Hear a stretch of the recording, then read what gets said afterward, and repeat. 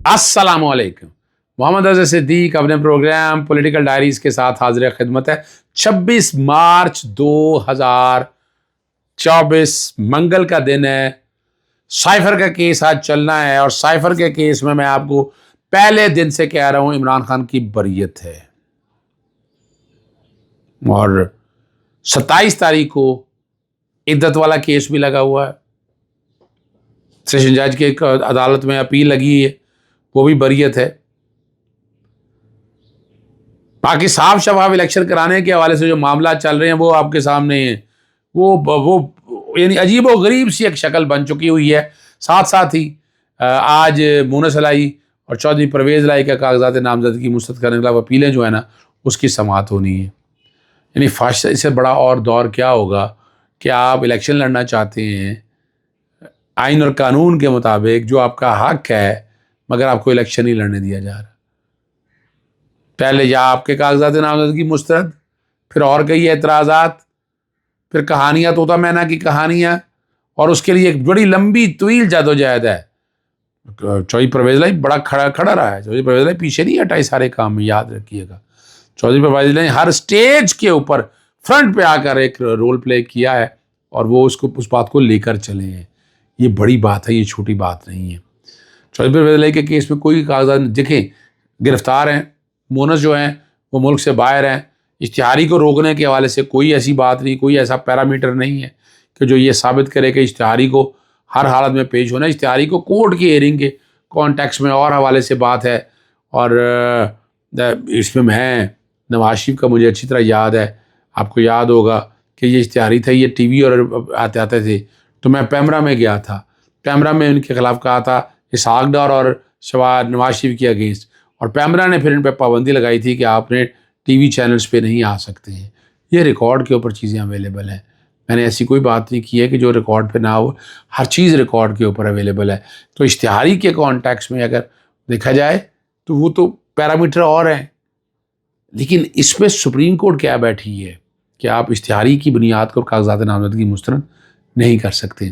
Process का हिस्सा लें, वोट की ताकत से बाहर करें, लेकिन वजह सिर्फ इतनी है कि फसाइयत इतनी चल रही है वो आपके सामने है और उससे लड़ना कितना मुश्किल काम है। बाकी चौधरी परवेज़ लाई के कागजात और मुनस के कागजात में ऐसा कोई फ्लॉ नहीं है, और जितनी ऑब्जेक्शन लगाए हैं, जितने एतराज़ लगाए हैं, सारे फ्रिवलस हैं। उसका हक़ाइक़ से दूर दूर तक ताल्लुक़ नहीं है और कागजात नामजदगी मंजूर होंगे। अब सवाल ये है कि ये ज़िमनी इलेक्शन में कागजात जमा हो रहे हैं, क्या सियासी जमातें लड़ने के लिए तैयार हैं? सियासी जमातें तो मुझे अंदाज़ा है मेरिट पे, इसलिए सारे भाग के लीडर, कोई बड़ा लीडर लड़ने के लिए इलेक्शन तैयार नहीं है।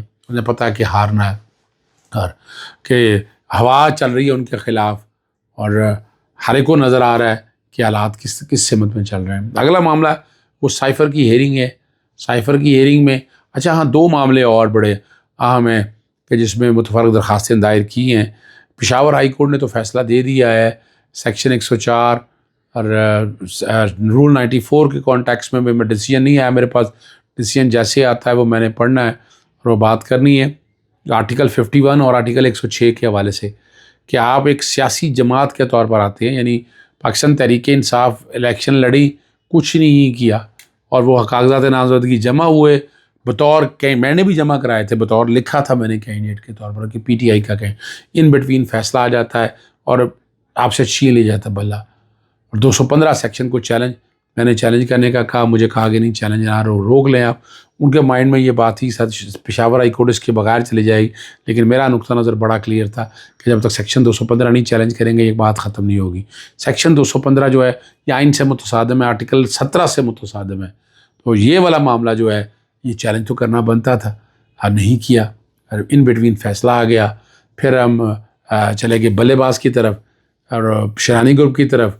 और इलेक्शन कमीशन ने 13 जनवरी को फैसला दे दिया था कि आप पहले एक सियासी जमात को छोड़ेंगे, दूसरे सियासी जमात को ज्वाइन करेंगे, तब आप पार्टी के कैंडिडेट हो सकते हैं। यहाँ एक और बहरान पैदा हो गया। अब पाकिस्तान तहरीक इंसाफ से तो सिंबल लिया था ना, पॉलिटिकल पार्टी तो नहीं ख़त्म करनी थी। आर्टिकल 17 बैन करता है पार्टी को मुल्क की सालमियत के हवाले से। क्या हुआ फिर अल्टीमेटली फिर क्या हुआ कि सलमान अकरम राजा ने पिटीशन दायर की कि मेरा नाम कैंडिडेट के तौर पर तो लेके आए कि मैं बहुत सारी पार्टी का उम्मीदवार हूँ, लेकिन वो भी बात ना मनी। लाहौर हाई कोर्ट के डिवीज़न बेंच ने मामला भिजवा दिया इलेक्शन कमीशन ऑफ पाकिस्तान को।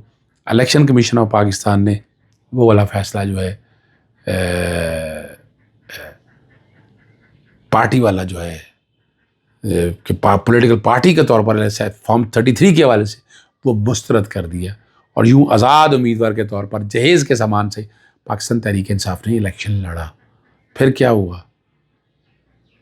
फिर अब वो जब नोटिफिकेशन हो गया फॉर्म 45 फॉर्म 47 आपके सामने है, इलेक्शन लड़ लिया। इलेक्शन लड़ने के बाद अब कहा गया जनाब 72 घंटे में पार्टी ज्वाइन करें। अब उसके लिए तय सुन्नी इत्तेहाद काउंसिल, शरानी ग्रुप और मुत्तहदा मजलिस मुस्लिमीन के साथ बात चलती रही। ये कम्बिनेशन ऑफ पार्टीज़ है, यानी पॉलिटिकल पार्टी है, यानी ये जो कहना कि उनकी पॉलिटिकल पार्टी को अब सीट कोई नहीं है या नहीं। और मैं वैसे मुझसे पूछते थे या मैंने अपने तो ये कहा कि उन्हें पाकिस्तान तहरीक इंसाफ का तशख़्ख़ुस नहीं ख़त्म होना चाहिए, उसी पर लड़ाई लड़नी चाहिए। वो अगर बहाल हम एक से दूसरी पार्टी में जम करेंगे, दूसरी से पहली पार्टी में जम करेंगे तो ये प्रॉब्लम्स रहेंगी। पॉलिटिकल पार्टी के तौर पर पाकिस्तान तहरीक इंसाफ, और ये पहले दिन से मैं कहता आया हूँ ये बात, और उनका कहना यही था कि नहीं जो ना पार्टी जो नहीं चाहिए, पार्टी दूसरी आनी चाहिए। ये उनका नुक्ता नज़र था, मेरा नुक्ता नज़र ये नहीं था। क्या हुआ फिर? अल्टीमेटली आप आए, उन्होंने कहा नहीं जी आपको तो सीटें मिल ही नहीं सकती, जो कि पॉलिटिकल पार्टी नहीं है। उसमें अब सेक्शन 104 आ गया और रूल 94 ये कहता है कि अगर आपके पास सिंबल नहीं है तो आप रिजर्व सीटें ले ही नहीं सकते। अभी तो ये कितना बड़ा फैसला, कितना बड़ा खिलाफ फैसला आया था। और फिर क्या हुआ? सीटें ले ली गई और नोटिफिकेशन वो कर दिया गया तो दूसरी सियासी, हालांकि प्रपोर्शनेट के मुताबिक जानी है, जितनी आपकी नुमाइंदगी है उसी तनासब से आनी थी चीज़ें, लेकिन ये बहुत बड़ा जुल्म हुआ। अब क्या था आपके पास? ये चैलेंज किया गया। अब मैं अब तक कुछ 4 रेटें मैं दायर कर चुका हूँ इसमें। एक रेट मैंने पहले 205 के 15 के हवाले से फ़ाइल की। वो जस्टिस शाहिद जमीर बिलाल साहब ने कहा कि वो सियासी जमात है, एक सियासी एक एसोसिएशन है, उसकी इंट्रा कोर्ट अपील 29 फरवरी से जस्टिस अली बाकर नजफी साहब की कोर्ट में पेंडिंग पड़ी है, और जस्टिस सुल्तान तमीम साहब, यानी मामूली सा एक काम है और बहुत जल्दी होना चाहिए था, फैसला नहीं अभी तक किया। बार बार रोज़ाना पूछा जा रहा है। उसमें फिर एक और यानी दरख्वास्त दायर कर दी उन्होंने। इन बिटवीन ये कहा जब चैलेंज होने के बाद जनवरी में ये फैसला हुआ था कि जनाब आप पार्टी नहीं आई, तो मैंने कहा पार्टी की ज़रूरत नहीं है। फिर एक और दरख्वास्त दायर की गई थी मुनीर अहमद की तरफ से। तो रेट और ICA अब इन बिटवीन जैसे ही ये पार्टी वाला मामला शुरू हुआ कि जनाब रिजर्व सीटें नहीं मिलनी है, फिर वो चैलेंज किया गया। वो चैलेंज करने के एक और रेट दायर की मियां शबीर इस्माइल की, वो अपना कोर्ट के सामने फिक्स थी उस दिन, और कोर्ट छुट्टी पे चला गया और वो एडजर्न हो गया। उसमें मुतफरक दरख्वास्त मैंने दी है कल के लिए कि वो लगा दी जाए। एक मैंने और दरख्वास्त दी है आमना अब्दुल्ला की तरफ से दायर की गई थी, वो सेक्शन 215 भी, सेक्शन 104 भी और रूल 94 भी, इस सारों को इकट्ठा चैलेंज किया। उसके भी कहा है कि डायरेक्शन दे दी जाए, इलेक्शन कमीशन नोटिफिकेशन लेके आए, सारा रिकॉर्ड लेकर आए। ये भी सारी भी लगा दी गई हैं, ये सारी भी अदालत के सामने रखी गई हैं ताकि इसका फ़ैसला हो सके। अब ये सारी कोशिशें काविशें मैं कर रहा हूँ। मैं देखें, ये मैंने इमरान खान साहब से मुलाकात हुई तो उन्होंने कहा कि तुम ये काम करते रहो। अब ये वो सारे मामले हैं जो लेके आने चाहिए थे, हम नहीं ला सके। ये मेरी कोताही है या जिसकी भी कोताही है, या आप लोगों के सामने ये भी सुबह के लिए दरख्वास्त लगाई हुई है। अगला मामला जो है वो कल जो है इद्दत वाला केस है। इद्दत वाले केस में जज साहब मेरा ख्याल है उम्रे पे चले गए हैं, हेयरिंग कुछ नहीं होनी और एडजमेंट ऐसे ही हो जानी है और ये अप्रैल तक चली जानी है। इमरान खान साहब को मैं जो कहा था कि ईद से पहले इमरान खान साहब बाहर आ रहे हैं, वो लग रहा है ये इन केसेस की वजह से थोड़ा सा डिले हो जाना है। अब क्या कह सकते हैं, लेकिन इद्दत वाले केस में इमरान खान साहब की बरियत यकीनी है, 100% उनकी बरियत है। कोई 14.5 साल में ऐसा केस कोई आया नहीं, और ना कोई ऐसी बात है, ना इनडायरेक्ट तरीके से, ना कोई दूसरी शादी की कॉन्टेक्स्ट में बात है। शायद तलाक वैलिड है, तलाक के बाद की बातें इद्दत उसके कॉन्टेक्स्ट में है, लेकिन और हमने उसके बाद भी देखा कि कोई चीज़ मिसाल मौजूद नहीं है। तो ये चीज़ें सारी अगर आप उठाकर देखें तो रिकॉर्ड पे आपको अंदाज़ा हो जाएगा देयर इज़ नथिंग रॉन्ग, कोई नहीं है। लेकिन इमरान खान की इस फसायत का शिकार है, इस फसायत में इमरान खान को भुगतना पड़ रहा है, मुकाबला करना पड़ रहा है, और ये मुकाबला इतना आसान तो नहीं है, लेकिन वो कर रहा है। इजाज़त चाहता हूँ। अस्सलाम वालेकुम, अल्लाह हाफ़िज़। पाकिस्तान ज़िंदाबाद।